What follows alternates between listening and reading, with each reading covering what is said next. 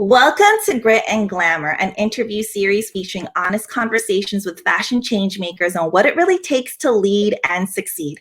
I'm your host, Ruby Veridiano, and on today's show, I have Dr. Tanisha Ford, a scholar, cultural critic, historian, and author of books such as Liberated Threads and Dressed in Dreams. And on today's conversation, we're going to be talking about fashion from a social, cultural, and political lens, which is actually one of my favorite ways to talk about fashion. So I'm really excited for this talk.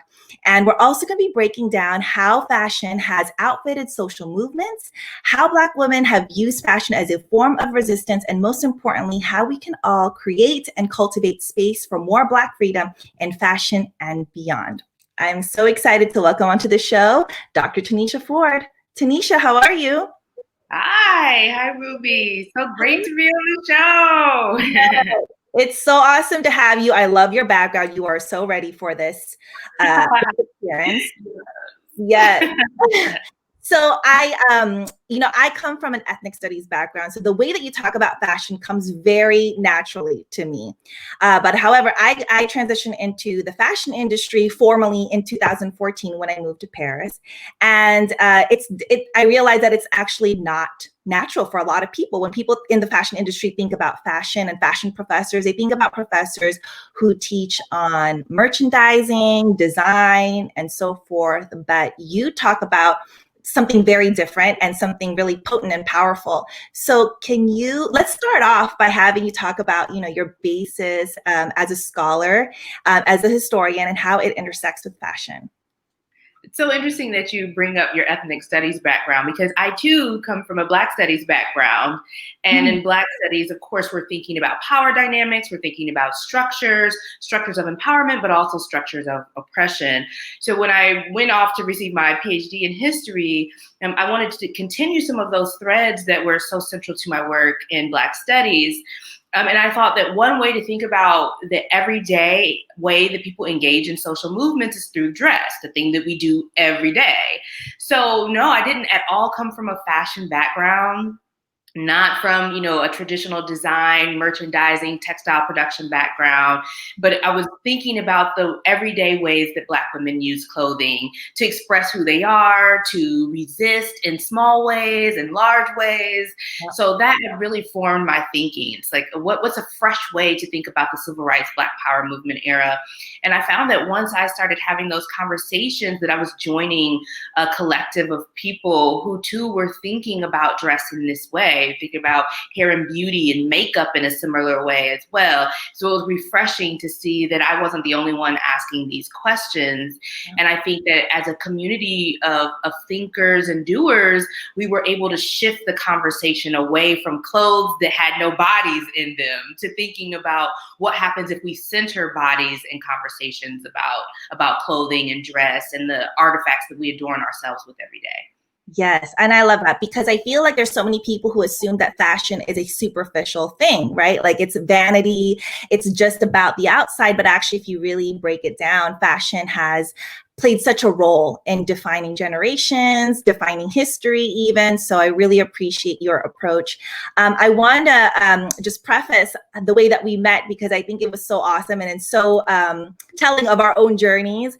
We met in the middle of a street in Amsterdam because you were there on a summer seminar, as I understand, and I was with academics as well. So it was like, basically we crossed the street and we met up, and then it was just, kind of a nice serendipitous moment. And then you came to Paris a few weeks after. So it's just awesome to connect with people in that way and to really align with people who value the same things that I do in the fashion world. So yeah, and maintain that relationship over years. That was years ago at this point. That was years ago at this point. And I also love that you're also, a woman of color who's out in the world doing things. I think that a lot of times I'm always in that space of wanting to inspire young women, especially women of color, to travel and to just live their dreams in that way. So I love that you are also an example of that. Now, I want to know too, like, how did you begin your journey? Because it maybe there has been some milestones along the way that has allowed you to come across that like moment when you realize that you can actually intersect your work as a scholar and as a historian with fashion? Was there a specific moment that triggered that? You know, it was interesting because in graduate school, one of my best friends, Dr. Siobhan Carter-David, she was doing work on fashion, and she was calling it fashion. Like I'm studying fashion. And at the time I was not. I was doing work that dealt with the culture of the civil rights and Black Power movement era, looking at people like Nina Simone and Odetta and Miriam Makeba and how they incorporated African-inspired fashion and hairstyling into their stage adornment, their stage costumes. But I would say for me, the change happened after I accepted a dissertation fellowship in London. And I spent that academic year in London and shopping my way through London and building communities with other people from across the African diaspora in London, and really seeing the ways that public history and community history was overlapping with my idea about Blackness and travel, and then also the dress piece for me, you know, and I was discovering a new side of myself as I was, you know, participating in the street fashion of London. And then from London, I left and just traveled through Europe, other countries in Europe. And that's the first time I went to Paris, for example, was that year. And so I came home with a renewed sense, or a new sense, not even renewed at that point. That was my first time abroad, like a new sense of the world and how culture connects us across the Atlantic, you know? And so I think that's when I came back, also borrowing the language of my good friend Siobhan Carter-David and saying, oh, well, there are these fashion elements of what I'm studying, and just starting to be bold enough to claim that in an academic space for which doing so was not the norm, particularly for people in history departments. Yes, and that actually is a perfect link to my next question, because academia is kind of a tight-knit world, right? And there's a lot of rules in academia. So do you get pushback sometimes in regards to your approach to fashion, and even the way that you present yourself, right? Because an academic is sometimes expected to look a certain way. And I remember when, you know, there's times when I would go to universities and I'm always questioning, should I wear this or should I wear that? Is that too much? You know, so tell me about your kind of experience in that. Yeah, you know, you hit it right on the head when you say that there are these rules, and the trickier part about it is, like, the same with most industries. Most of the rules are unwritten, so you don't really know. And especially as women of color who weren't necessarily raised to then join spaces like the academy, we don't know those rules, and those systems are set up to keep us from knowing the rules, and therefore then we struggle to make rank and receive promotions, etc. So when you combine that with fashion and the fact that I show up with a bold lip, you know, to panels, to, you know, faculty meetings, etc. I mean, it's definitely a thing that makes you stand out in certain ways. Some ways were great for me, and I used it to my advantage. I created, very early in my career, I created this public persona of myself as someone who was well-dressed and well put together, and who loved clothes. And that helped me create an identity for myself in a very crowded intellectual space. Yeah. But also, it's a thing that does make you stick out, and it makes people wonder, like, if this person has time to put on a bold pink lip, are they then spending enough time on their scholarship? And I think that Black women, women of color, queer folks, people whose religions fall outside of like a Western religious framework, you know, we have a target on our back in certain ways because we are hyper visible. But I've also found a community of like-minded people who too were kind of saying, you know, forget the academy as it's been done before. We're going to do it in a new way, and we're going to use social media to help us do it. We're going to travel to places like Amsterdam and Johannesburg, South Africa. And we're going to put it all over our social media. You know, like we just found ways to flip it.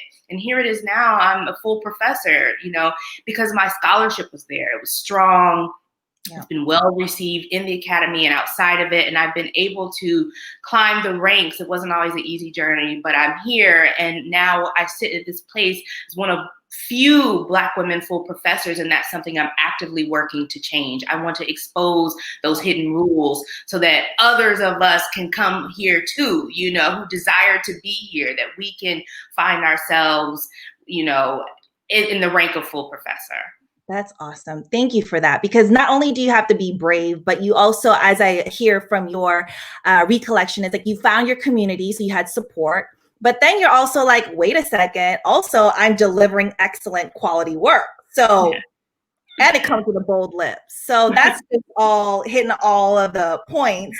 So thank you for that. And I'm sure that there's so many people who are able to kind of then now look at academia very differently, because you're, you know, not only have you learned the rules, but you're learning how to break them in a way that works for you, so that it recreates new structures and new doors will open for other people.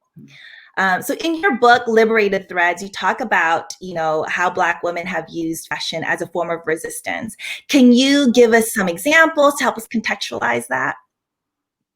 Yeah, you know, that book, my first baby. I love that book so much. In that book, it was, like I said, I spent some time in London, and that really helped me to see that there are these global resonances of what in the United States we were calling soul culture. So, you know, if you think about Black power, soul power, those words being interchangeable. And I was looking at how Black women were using things like afros and cornrows and dashikis and African printed skirts and dresses and heels and, you know, cowrie shells as forms of expression. But then it wasn't just that. They were also incorporated those things into their activism. So I looked at everything from the women of the Student Nonviolent Coordinating Committee, who used denim overalls of sharecroppers to align themselves with working class farmers across the South who had been activists in that region for years. And they were using it as a way to combat the politics of respectability. I looked at Black women like my mom's generation and how they were using leather, and how leather became a symbol of the Black Panther Party, in both in the United States and in London, where the first independent chapter of the Black Panthers formed in the late 1960s. And then I also looked at Black women in South Africa who were wearing hot pants and stiletto heels as a way to, yes, transgress the politics of respectability, but also when they'd be at these marches against apartheid, they would use the shoes as potential weapons against police officers who might attack them. So I was literally thinking about the ways that clothing showed up as a weapon of resistance, you know, literally and then also figuratively, and the political language that came with that, and how these women were shaping a political discourse and using clothing as a way to do so. Oh my goodness, that just got me so excited. I feel like I need to do more research, even in just our daily lives, right? As women of color moving around the world, we still have to deal with the politics of respectability, right? Like, for example, I live in France, and as a Filipino woman, there's a lot of French people who have only seen Filipinos as domestic workers. So when they hear Filipino, they automatically align it with, oh, it's, you know, you're a maid, or your house, you know, you work it as a house staff. And there's nothing wrong with that, of course, because Filipinos come in so many, you know, those are really the heroes of the Philippines. But at the same time, we're multi-dimensional. And so I think when we are able to use clothing as a way to speak for ourselves before we even say a word, that's also, there's an intent and a power in that. So I appreciate you kind of giving that context, because I really do think that, like, there's so many people who think about fashion as just like, oh, this is like a vanity thing. It's not. It's a way, as you said, it's a weapon of resistance. It's a way to really show up in the way that you can address how you want to be addressed. So thank you. And so you also talk about how it has outfitted social movements. Can you help me unpack that a little bit? You know, so when I think about social movements, we think about how people who are engaged in protests and day-to-day activism, how they come together or coalesce as a group and signify show the world that they are part of this collective with similar beliefs, with a similar approach to change. They do that by creating a uniform of sorts, right? So, like I said, for SNCC, that was the denim overall. For the Black Panthers, it was the leather jacket and the beret. For the Black Lives Matter movement, we see the popularity of T-shirts, message tees, with things from hashtag Black Lives Matter to, Asada taught me, like these shirts that represent the politics of the movement in a very clear and easy way. Mm-hmm. If you think about the Women's March, once Trump was elected in the United States, and we were all, oh my goodness, I won't even go into my feelings about that person, but the pink pussy hat became a symbol for that Women's March for a lot of women. It was something that was bright. It was something that could be photographed from far away. And it just looked like this mob of people who seemed to have a similar politic. And so I've been invested in studying that. Like, how do people do that? And I think that what happens is you try to find a garment that represents a group that comes right out of working class culture. Like, what is something that's been a part of our community and that represents our community? So people on the margins and on the margins of the margins are usually the ones who are saying, like, hey, let's take something like, a T-shirt or a hoodie that's part of hip hop culture, and let's make that a symbol of our movement. We're not invested in respectability. You see my tattoos, you see my bald cap. I mean, Tef Poe famously says this on Melissa Harris Perry's show years ago. This is all a part of our generation of protest. This is what it looks like. This is how we show up. And I've just been studying that across time and space to see how people of African descent have been doing this. And let me just say, because you raised a great point earlier about Filipina culture and how you all are read globally. And a lot of the frameworks for my work came from Asian historians, Asian scholars, and Asian American scholars, because people working in the Asian context and the African context have a really strong understanding of dress and how dress helps us understand the geopolitics of a space. So it wasn't an American context that I was drawing from to create the frameworks for Liberated Threads in my subsequent work. It was definitely Asian and African scholars who were leading the way for me. Oh, I love that, because it's the same for me. Like who I've been inspired by in my activism have been Asian American and African American activists. So that's awesome to have this conversation with you. So you talked about the Black Lives Matter movement. Obviously, this is a very powerful movement, an important one, and it has always been potent. But I feel like this year it's really reached a tipping point that people can't ignore anymore, right? Especially within the fashion industry. And just like the academia, fashion has its own ivory towers. There's a lot of gatekeepers in fashion, and they're realizing, oh, we can't, keep up these same antics anymore, right? Because now there's a business incentive. And not only is there a business incentive, because, when we're talking about trying to convince businesses and big enterprises to change.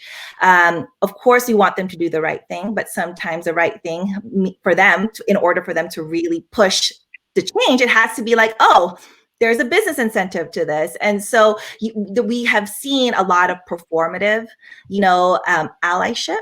So for you as, as an expert in this world, and also as the way that you talk about fashion, I feel like there's a lot that people in the industry can learn from you, so that a lot of these important movements, especially in dress, can't just be appropriated, right? There has to be a lot of context and real respect for the history so that it can be executed in a way that is uplifting for everyone. So for you, what would be your advice to gatekeepers in the fashion industry in order to cultivate more space for Black freedom in fashion? It's so interesting because when Rihanna launched her Fenty line, the thing I loved about it most was that she used the images of Kwame Brathwaite, a photographer whom I've been studying since probably 2008 for her initial campaign. And from those photographs and then the images of her models in present day, she was definitely forcing people to experience fashion through a Black lens, through a Black fashion heritage, and through a Black experience of being clothed, and being clothed in luxurious materials and textiles. And I really appreciated that, because it wasn't really until that moment that I realized that as a young Black girl growing up, if I thought about a Louis Vuitton handbag or a Gucci bag or Fendi or Christian Dior bag, I had to imagine it through an ad that featured someone who didn't look like me. So it meant that always luxury was something that was designed to be outside of the purview of my life experience.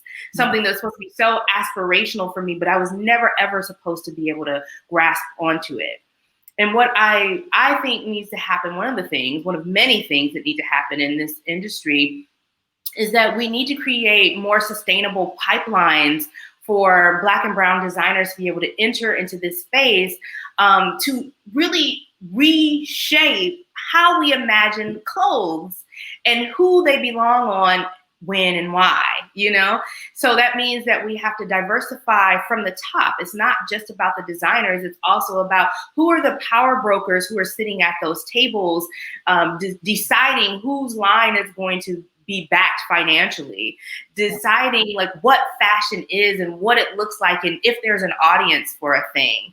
But it's also the people who work in the marketing departments. It's the people who run the social media for these fashion lines. It's the design schools and who they admit and see potential in. How are they defining potential, to operate in these spaces?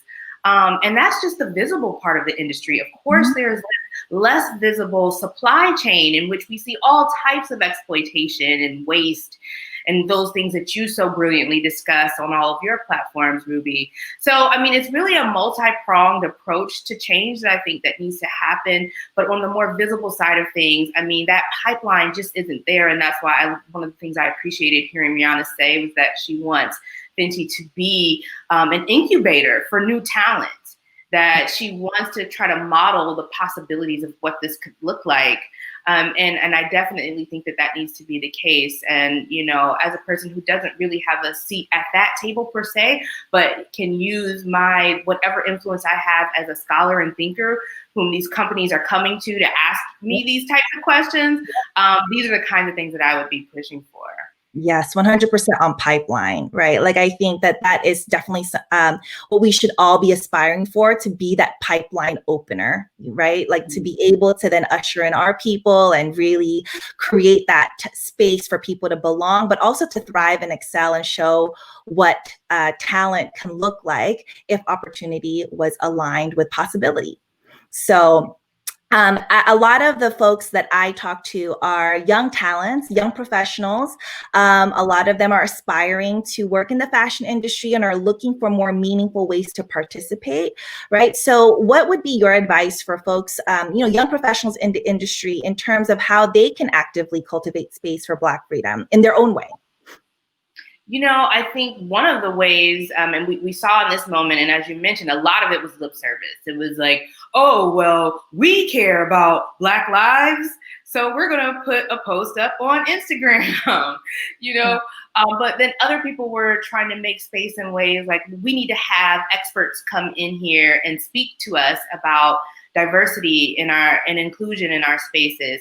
And I would, for one, say, don't ever. So first of all, what's happening is that it's usually Black women who are then charged with leading the diversity conversation in their place of employment, which I think is also problematic. They're already doing all the work of being, Black and a woman or a non-binary person in that space, and then to make them then do the work to right the company's wrongs, that's a lot.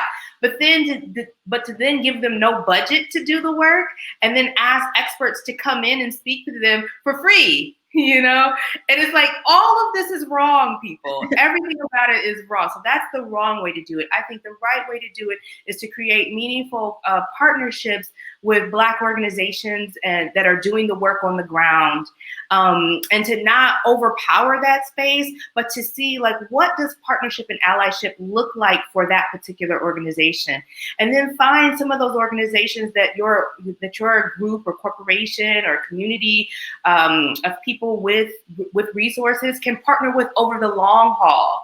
so that you're not just doing some kind of one-off exchange. That's one of the ways. Another way is to perhaps create a program that has the kind of resources and backing that can bring people in as experts into your space to help you all rethink some of your approaches to producing fashion, around messaging, to explain the history of some of these garments so that you realize that it's not a European history to everything that was ever invented to be worn on the body. Yeah.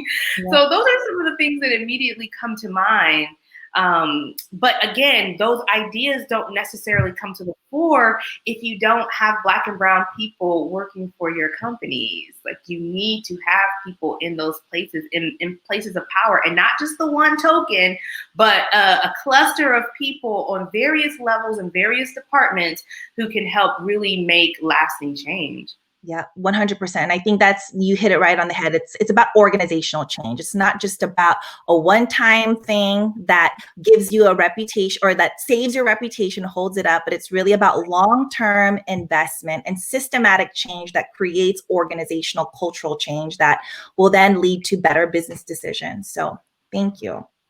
I want to switch gears a little bit and talk about your other baby, Dressed in Dreams, which is growing up. Your Dressed in Dreams baby is turning into a teenager. She's about to go on her debut. Tell me about what's happening with Dressed in Dreams, because it started off as a book, but now it's launching into another manifestation. Tell us about that. You know what? First of all, let me just say, because you are so much a part of Dressed in Dreams' story. I don't even know if you realize it, but you are, because when I really started working on that book in earnest, I went to Paris. I was like, I'm going to be inspired in Paris. I'm going to be inspired to write this book. And, I'm going to do the Black girl version of Eat, Pray, Love my way through Paris, And you and I met up for ice cream. And we had ice cream and we talked. And then I think later on, we even had a conversation about the work at some amazing rooftop, So you were just a part of that, the early drafts of writing that with, times I was in community with you and celebrating your birthday. That one time yes, you did celebrate my birthday with me. Right? And I was writing the book that whole time, So this book is really, she was kind of birthed in Paris in many ways. Well, I'm so glad that I got I'm like a godmother. Yes. Yes, you are. So, so I wrote that book, and it was deeply personal in so many ways, so many unexpected ways. I didn't imagine that I'd write so much about my own life, but each chapter uses a garment, an iconic garment or accessory, to talk about these very complex issues related to class, gender, race, sexuality, to think about clothes. So everything from baggy jeans and bamboo earrings to the jerry curl and the afro. It's all of those things. And the book was well received. It really was. But then I started having these conversations with Hollywood producers about this is amazing. We want to develop this. And in fact, one thing that people don't know is one of those first conversations with the producers of this project, Gabrielle Union and Frida Pinto, who of course are amazing actors and producers, happened when I was in Paris. I had that call from Paris. It was right before Paris Fashion Week. And we were on the phone, having some of the initial conversations about what this could look like as a scripted series. And it's been wonderful to partner with them because they both just have such an amazing vision individually, but they're also really good friends, and they've been wanting to find a project that they could work on together. And this was one that spoke to both of their commitments to center the stories of women of color and to really give, to use their platform to launch those stories into the mainstream. And so it's just been an honor to partner with them and to think creatively about how we can reimagine this book on the small screen. That's awesome. I can't wait. That's going to be my, it's going to be on my list at whatever it is. I don't know what platform it's going to be on, but it's going to be something that I'll be waiting, patiently for. But congratulations. And you have to bring me back too, so I can tell you once it gets closer to, and I can tell you more about what's happening and maybe we can celebrate and go back to that rooftop. Yes. I see rooftop and rosé in my future. Rooftop and rosés and celebrating the launch of the TV project. That's awesome. So there's a lot of young women that that we both, I'm sure, reach on through our work. We talked a lot about travel, and I think there's so many young women, especially young women of color, who don't feel like travel is accessible for them, right? Because they don't think that it's within their sphere. And I didn't think that I would ever have the life that I have now. This is just a result of a lot of prayer and a lot of daring, right? So what would be your advice to them as they think about dressing their dreams in the most luxurious way possible? What would be your way to inspire and encourage them that all things are possible for them? Yeah, I come from a very small city in Indiana, middle of the country, the part of the country that no one really thinks about. They definitely don't think about that part of the country when they think about Black culture. And it's definitely not described as cosmopolitan by anyone. And so I never thought I would live the life that I live now either. So when I wrote Dressed in Dreams, I dedicated it to other girls and non-binary femmes, such as myself, who grew up in these factory towns, where you weren't really supposed to be anybody and you were never supposed to leave, to say, expand your belief of what's possible for your life. And the reason why I felt empowered to do that is because I had to do exactly that. And there were these small things along the way that helped me get there. I think fortunately I had parents who for themselves had dreams beyond working in the factories, which, as you said, there's nothing wrong with factory work. It's very honorable work. And a lot of my friends' families put their kids through college working at plants like GM plant, et cetera. But, my parents wanted me to understand as a young Black girl that there are so many other things possible for you than simply that or solely that. And for me, one of the places with travel was that my family always traveled around the region. I think our farthest trip might have been to Los Angeles. And that was a big deal when I was a young girl.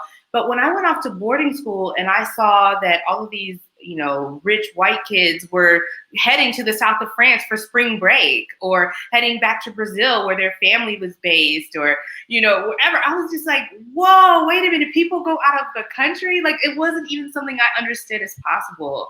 So, for me, that opened up another door to imagine what Black travel could look like. And then when I went off to college and I started to study to see that Black people have been moving around this world for centuries, that I'm like, wow, travel is mine. It's available for me too. And I think part of it is that, we're not exposed to that every day. We don't know the history of Black travel. We don't know how easy it is. And I think social media has helped to break down some of those barriers with sites like Travel Noir and Nomadness, who are encouraging Black people to get a passport and go out and see some world, go see that world. And I think that that's been a beautiful thing to see. But I think it all starts with reimagining what's possible, vision boarding a future for yourself, that no matter what anybody says to you, that that these are my dreams and my goals. And if I believe in these things and I even take one step towards making them happen, I believe the universe will take 5 steps to us to make those things happen. Exactly. My thoughts exactly. And then the last thing I would add to that is just don't be afraid to take up space, take up space, and just know that, it's that world is possible for you too. You could live in whatever world that you want to live in. You can design your life how you want. I love that you said vision boarding your life, because that's where it all begins, right? If you can't see it, you won't believe it.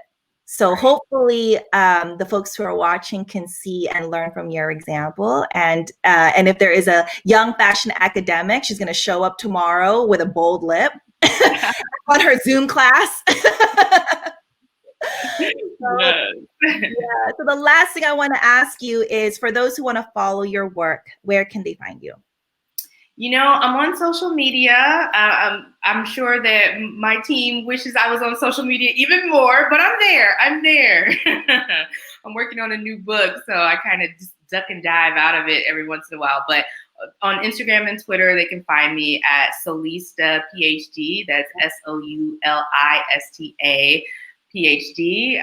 My website, TanishaCFord.com, has information about all of my books and where people can purchase those books.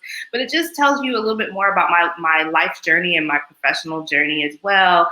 And then there's also links to all of my past media. So if you want to hear more of me on these topics, definitely check those things as well. And then I think I have a Facebook page. It's Tanisha C. Ford. PhD or something like that on Facebook. So yeah, I am around and I love messages. People send me notes sometimes through my website. I love getting those things. I love hearing from everyday people, from other academics, from producers, from fashion industry folks. Just send me a note. I'm good about responding. And I love hearing from people and being in communication. Yes. Well, thank you for joining me on today's episode, Dr. Tanisha Ford. I'm so glad that we got a chance to connect, and I'm so happy to be able to tell your story as well. So for those of you watching out there, thank you for tuning in to another episode. As always, we broadcast every Saturday. And if this episode inspired you, please do share with a friend. Here's to all the grit behind the glamour. Until next time, bye.